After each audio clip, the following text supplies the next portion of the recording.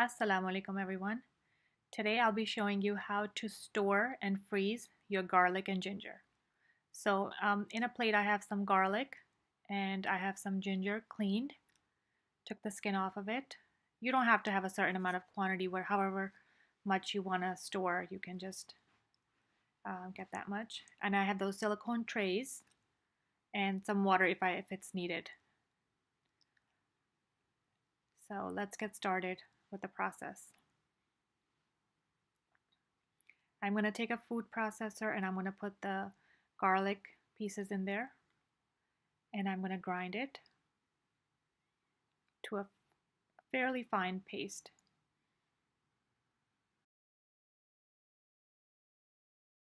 There. I'm going to just clean off the edges and I'm going to start the grinding again.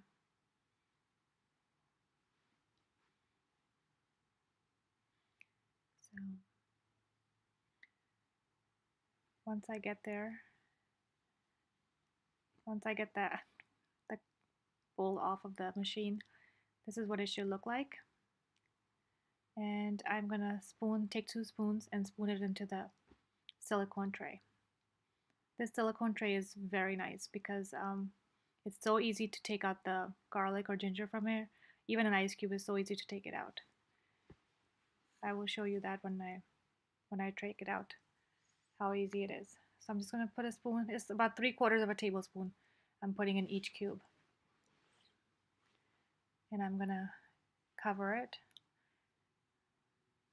These trays, they come with a lid, which is very good. So the smell of the garlic or the ginger doesn't go in the whole freezer.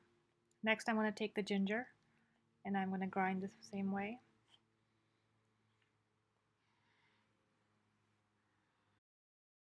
Keep grinding it to a desired paste. And I'm going to spoon it into the silicone tray.